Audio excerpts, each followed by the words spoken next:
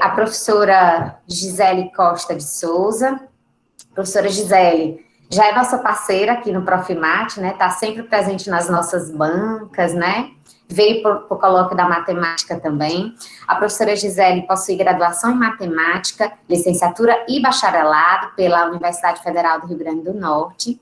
Tem mestrado e doutorado em educação, também pela UFRN, na linha de pesquisa em educação matemática. Além disso, concluiu o curso técnico pela ETFERM, né? Atualmente, ela é professora associada do Departamento de Matemática e do Programa de Pós-Graduação em Ensino de Ciências Naturais e Matemática da UFRN. Tem experiência na área de matemática, com ênfase em História da Matemática, atuando principalmente nos seguintes temas: História da Matemática, relações entre História da Matemática e TDICS, GeoGebra, Cálculo, Educação Matemática, Lógica e George Boole. Atuou como professora convidada no Instituto de Formação Superior Presidente Kennedy, foi professora da Rede Básica de Ensino do município de Natal, e de São Gonçalo do Amarante, e foi também coordenadora do PIBID, de Matemática da UFRN, e orientadora da residência pedagógica da UFRN também. Oi, Luísa, obrigada também. Eu preparei uma apresentação aqui, eu posso compartilhar? Tá eu ótimo. vou tentar conduzir um pouco a minha fala. Eu pensei mais ou menos no tempo que o Fabrício tinha dito, mas eu vou tentar fazer um pouco menos, porque eu vi que os colegas fizeram mais rápido. Eu vou tentar falar de um modo geral sobre a concepção de produto educacional, tá? E a relação com os mestrados profissionais, com os MPs. Então, é mais a partir das leituras que eu tenho feito e da prática, né? Da nossa prática aqui com esse tipo de material, tá? Então, assim, uma das coisas que eu trago é que o mestrado profissional, ele tem um foco no desenvolvimento desses produtos, né? Então, essa é uma coisa que é importante. Eu costumo dizer que o produto educacional, ele é a estrela do resultado final de produção de um aluno que está vinculado à dissertação, né? Mas ele é, na verdade, o coração, né, desse processo todo. Então, esse trabalho final no mestrado profissional, ele deve ser uma pesquisa que esteja aplicada, descrevendo exatamente o desenvolvimento desses produtos, né, que são de natureza educacionais. Então, assim, a gente costuma falar que, então, o produto é a menina dos olhos de todo o resultado. Então, a dissertação, ela deve girar em torno do produto.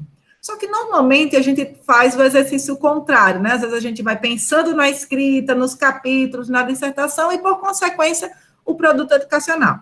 E, na verdade, eu acredito que o exercício deve ser diferente.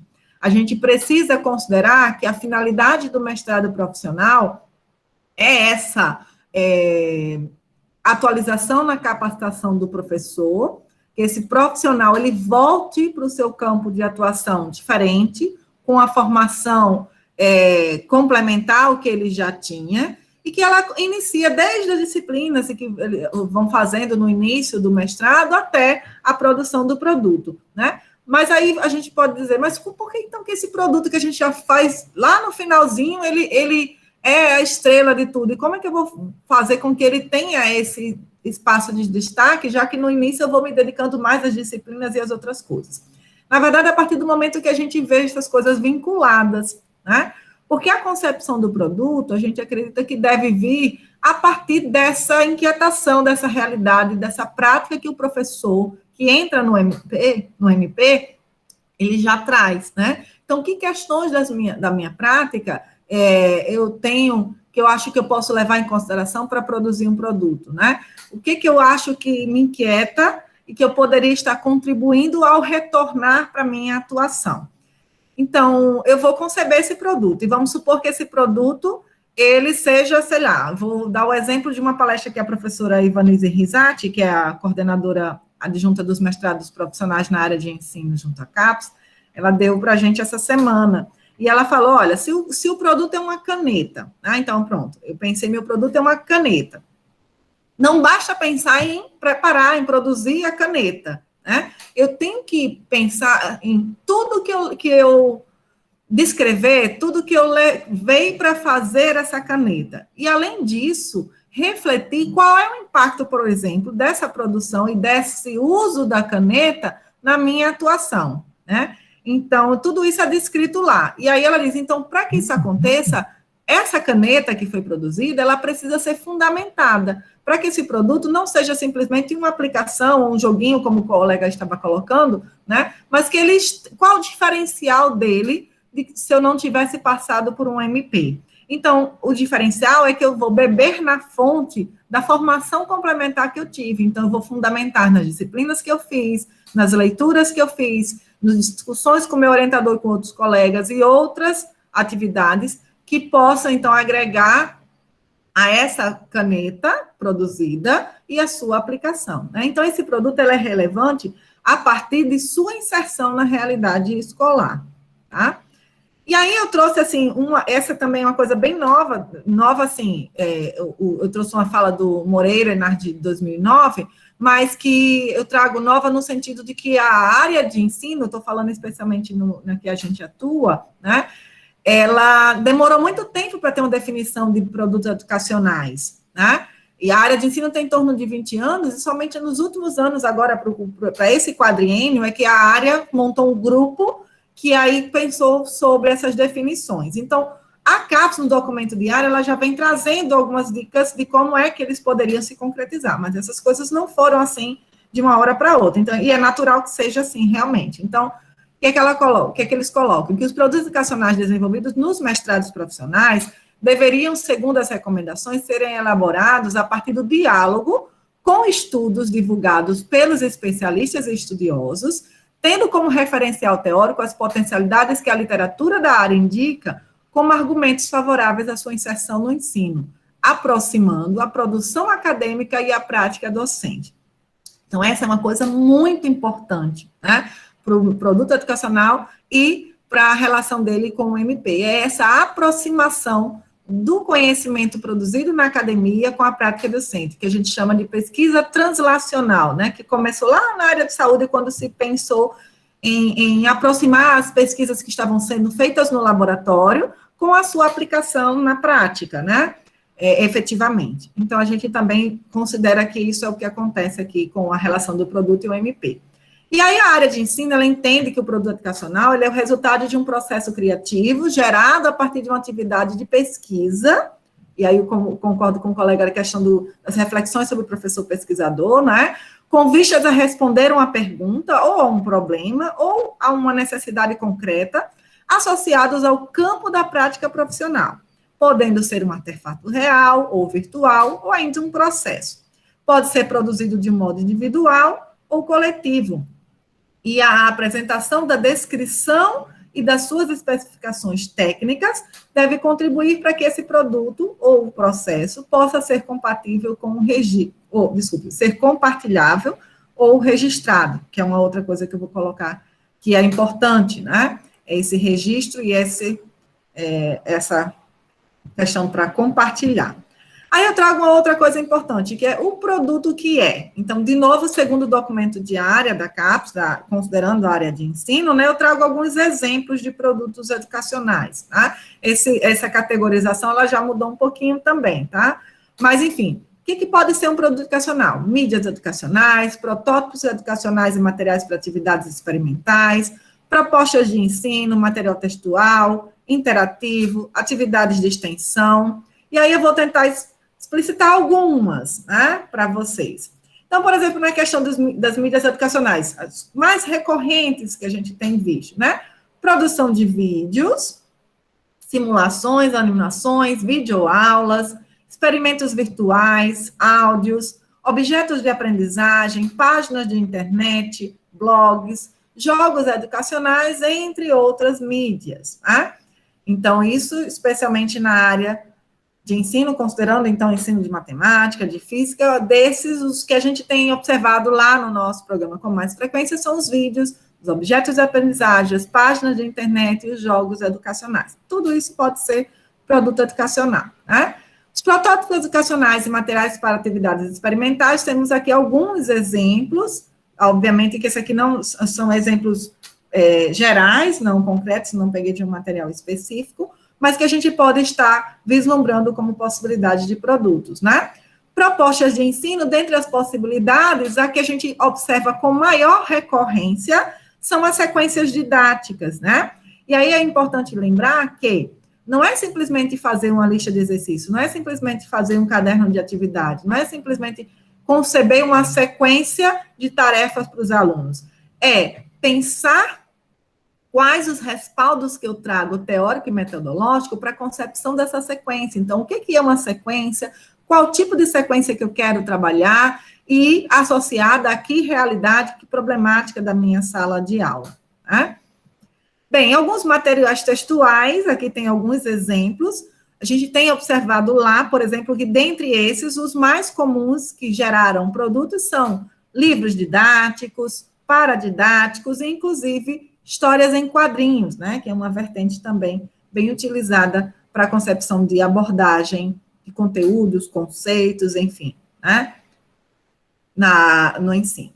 Materiais interativos, então, jogos, kits de um modo geral de experimentação, né, e algo similar, né, que pode ser produzido ou, inclusive, industrializado, e você pode, no caso do industrializado, pensar na possibilidade de associar a aplicação desse produto a um outro material, como um roteiro de atividade, um guia de experimentação, certo?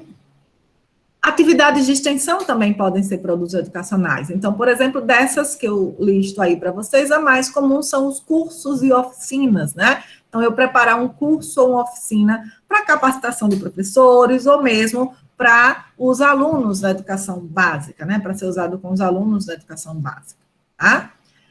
E aí eu trago para vocês, por exemplo, eu ia colocar aqui um link, mas acabou que não deu certo, depois eu posso disponibilizar. Mas a nossa página lá do Programa de Pós-Graduação em Ensino de Ciências Naturais e Matemática, onde vocês vão encontrar esse ícone, que tem, então, uma lista de alguns produtos educacionais que vocês podem estar dando uma olhada. E aí eu acho que é uma dica que eu daria, não só do nosso MP, mas de outros, observar como é que esses produtos têm sido concretizados e como que eu posso estar situando o meu. Porque é muito importante, no primeiro levantamento sobre produtos, quando eu vou conceber o meu, quando eu tenho a minha inquietação, é observar, eu quero trabalhar isso, mas o que já existe sobre isso? Ou existe já algo sobre isso? E se existe, qual o meu diferencial, né? O que vai diferenciar o que eu vou estar propondo, tá? Aqui é uma lista de como é que, entrando naquele link, como é que vocês estariam vendo os nossos produtos educacionais lá. Então, tem aqui o título do produto educacional, quem era o aluno, quem foi o aluno que produziu e seu respectivo orientador, e a sua categoria dentro daquelas que a gente já havia observado. Então, vídeo, sequência didática, mini curso, caderno de atividades, cartilha, guias, enfim, né? São alguns exemplos, e aí cada um deles é só clicar que aparece. Aí eu trouxe aqui mais alguns exemplos, particularmente para a área de educação matemática, que é o que eu tenho atuado mais, né? Então, por exemplo, com os meus alunos, o que a gente tem produzido mais são sequências didáticas ou caderno de atividades, mas vocês viram que lá no nosso programa tem uma certa variedade mais, né, de produções. Então, o que são essas sequências didáticas? É importante eu pensar. Qual a sua estrutura? Qual é a sua interface ou a sua diagramação, a sua apresentação? Tem exemplos sobre isso? E aí eu vou tentar, a partir de alguns exemplos, mostrar algumas dicas de elementos, de disposição, e observar que tudo isso vai depender do público que eu estou propondo, a que se destina esse meu público, né? Se é aluno, se é professor, e aí alguns elementos interessantes a serem colocados, a expectativa de respostas, dicas, cronogramas, enfim, né? Que são elementos importantes para que esse produto tenha vida própria. Então, por exemplo, aqui é um caderno de atividades que foi produzido por um dos meus orientandos para trabalhar a geometria do compasso de Lorenzo Mascheroni, tá? Então, ele trabalhava com construções geométricas, usando exclusivamente a ferramenta compasso, e aí aqui eu trago uma imagem do sumário do produto, para vocês terem uma ideia também de quais os elementos que ele era constituído. E aí, por que isso? Porque, para que esse produto ele seja o coração da dissertação, ele tem que estar vinculado ao que estava lá. Mas ele precisa ter vida própria também, para que o professor olhe o produto, faça uso dele na sala de aula e, a partir do produto, se ele achar conveniente e interessante, ele volte à dissertação e vá ler mais sobre. Né? Então, o produto é que precisaria atrair para a dissertação, é essa a ideia. Né? Então, esse produto ele precisa ter os elementos principais para que o professor que vai usar ou replicar, né, ele consiga fazer isso efetivamente. Então, ele tem que ter os conceitos chaves da sua fundamentação, do que respaldou a aplicação, ele precisa ter direcionamento para essa aplicação, então, orientações como tempo para distribuir as aulas, dicas de materiais extras, enfim. Né? Então, essas são algumas das propostas. Né? Nesse caso, por exemplo, desse meu aluno, como ele trabalhou com GeoGebra, tem algumas coisas relacionadas ao GeoGebra. Como ele trabalhou com a história da matemática, também algumas coisas relacionadas à história. Aqui é um outro produto, já a parte da atividade, eu não trouxe a capa, né? Mas para também lembrar vocês a questão da interface, que é depender do público que você vai usar, é importante também que esse produto, ele tenha uma diagramação diferente, que possa ser mais atraente para ser usada em sala, né? E aqui eu tenho também algumas informações importantes para o professor, como qual a sugestão para que nível de ensino ele se aplica. O anterior era para formação de professores, foi aplicado no curso de licenciatura em matemática. Esse, por exemplo, foi para alunos da primeira série de ensino médio, né? Que conteúdos eu posso estar abordando a partir dessa atividade? Há necessidade de ter conhecimentos prévios para que eu possa estar aplicando? Como que eu posso organizar? Que recursos são importantes para que eu faça efetivamente a sua aplicação? Quais os objetivos da atividade, cronograma, enfim, além do título, né? Desculpe, nesse anterior, por exemplo, essa minha aluna, ela fez ele com a paginação independente da dissertação, justamente para que ele tenha vida própria. Aqui um outro que trabalhava a ideia de função, ele estava na concepção inicial aqui à esquerda, e depois ele virou um livro, tá? E aí também o sumário, eu destaco aí no finalzinho, a parte de dicas para o professor, né? Para que ele possa estar replicando. Mais um produto educacional, que também era um caderno de atividades, que trabalhou conteúdos do 8º ano, segundo a BNCC. Então, também eu trago aqui o exemplo do sumário, com a apresentação geral, fundamentos para a abordagem da proposta, então, todas as concepções teórico-metodológicas que norteiam a aplicação, orientações ao docente e atividade propriamente dita, além de algumas referências, tá? Aqui, uma das atividades presente, então, veja também a interface, era para alunos do 8º ano, como ele estava relacionado à BNCC, então, ele também tem aí a questão do objeto de conhecimento, habilidade que está sendo trabalhada na atividade conforme a BNCC, tá? Aqui eu trago um outro exemplo, não foi de aluno meu, mas é de um outro aluno lá do nosso programa, que fez uma sequência didática para o ensino de geometria não euclidiana, usando a ferramenta do Google Maps, tá? E aí, esse produto tem uma coisa bem interessante, que eu gostei, que eu normalmente já estou colocando como dica, que é o seguinte, ele fez uma versão para o professor e para o aluno. Observem aí no sumário. Então, tem a atividade, o produto na versão para o professor e para o aluno. E na versão para o professor, todas as tarefas e o encaminhamento, elas trazem comentários e as dicas ao longo da tarefa, tá? Na versão para o aluno, ele tem essa parte retirada, tá? Na versão para o professor, tem a expectativa de resposta que ele pode estar discutindo com os seus alunos. Então, ele fez, por exemplo, o produto em 2 versões. E pensando em quê? Na aplicação, na viabilidade da proposta, né? Porque os alunos, os professores, a gente sabe que a gente tem muita dificuldade com relação ao tempo, então, quanto mais prático, mais esse produto terá vida na sala de aula, mais ele vai ser levado para a sala de aula, né? Se o professor precisar olhar para ele e ainda fazer muitos ajustes, provavelmente ele vai ter mais dificuldade de inserção nesses contextos. Então, por exemplo, aqui, ó, eu trouxe a imagem rapidamente da versão do professor e do aluno, com as mesmas partes, né? A atividade 5, e aí comentários aqui em azul claro, e a atividade 5 para os alunos com espaço para resposta, tá? Aqui eu trouxe um exemplo de um vídeo, tá? Que foi produzido como um produto educacional e que trabalhava a história dos programas, da área de educação, tá? De educação matemática na UFRN.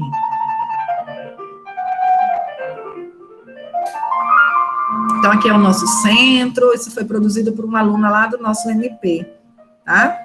E ela fez, não vou passar o vídeo inteiro, mas posso escutar, está lá disponível, tá? No nosso programa. Ela fez esse vídeo, né, para que, inclusive, a gente possa fazer a apresentação do que é o mestrado e do que é a área da educação matemática para os alunos da licenciatura e para os professores da educação básica. Então, esse é um vídeo, um produto que tem este público, né, que se destina a trabalhar esses conteúdos esses conhecimentos com esse público. Aqui é um exemplo de um outro produto de uma outra universidade, não da nossa, na Universidade Federal de Juiz de Fora, e a aluna, que inclusive é minha xará, é a Gisele, né, ela fez um manual do professor para a utilização de objetos de aprendizagem. E esse material, esse manual, que é o produto, ele está vinculado a uma página que ela montou, em que você pode estar, por exemplo, navegando por alguns objetos de aprendizagem para educação básica, separados aqui por nível de ensino. A verdade, vai até o ensino superior. Tá? Então, também é um convite para que vocês percebam. E aí, algumas considerações finais, assim, para eu tentar depois conversar com vocês, né? Esse produto deverá tomar a imersão do professor em sua realidade escolar e seu conhecimento dos problemas enfrentados nela, como ponto de referência para o desenvolvimento de sua proposição. Né? A CAPES considera também que ele deverá apresentar alta qualidade, resultando em publicações em veículos conhecidos pela área, em publicações didáticas e publicacionais, com potencial transferência e aplicabilidade no sistema educativo. Essa é uma coisa que a Ivanise Ridati colocou para a gente na nossa reunião, como sendo importante para a avaliação dos programas, inclusive, né? Como que ele consegue, esse produto, ter vida lá na escola, que ele consegue ser transferido, inclusive, incorporado ao sistema educativo, né? Então, essa é uma coisa que é importante para ser trabalhada. Que envolva uma reflexão sobre um problema educacional vivido pelo professor em uma dada realidade escolar e que levaria ao desenvolvimento de atividades curriculares alternativas, as mais diversas, projetos interdisciplinares, envolvendo todas as escolas, problematização de problemas ambientais, sociais, como, por exemplo, questões de gênero, entre outros, né? Que exigissem a reflexão sobre as finalidades e o significado da educação em ciências e na contemporaneidade, né? Ainda para finalizar, ele deve ser realizada uma avaliação desse produto, fazendo interface com a metodologia da pesquisa, de tal modo que se descreva o resultado da utilização do produto educacional com alunos, o seu público, na verdade, apresentando os resultados das avaliações. Não é preciso provar nada, trata-se de relatar com dados como ocorreu a experiência didática, incluindo indicadores negativos, essa é uma coisa importante, apontar as limitações do seu trabalho, contra-exemplos, se for o caso. Tais resultados devem ser não só apresentados, mas também discutidos. Então, não basta você dizer, lembra lá do exemplo da caneta? Essa é minha caneta. Mas é discutir sobre a sua concepção de elaboração e sua aplicação. Comentados e interpretados à luz do referencial teórico e do contexto no qual ele foi desenvolvido. Então, essa é uma coisa importante a ser levada em consideração para o produto. E aí, para fechar as dicas, né? Então, o que a gente usa aqui, por exemplo, que é importante? Uma ficha de avaliação do produto, que leva em consideração a sua validação. Observar para que público eu estou preparando o meu produto, se é para professor, para aluno.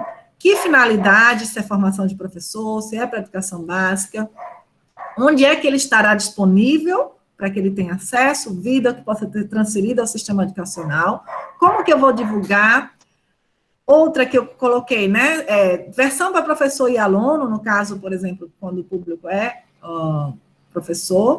educação básica, ter expectativa de resposta, essas são coisas importantes, dicas para o professor, ao próprio aplicador, cronograma de aplicação. Então, esses são elementos que são fundamentais para que esse produto ele possa ter cada vez mais a sua aplicabilidade.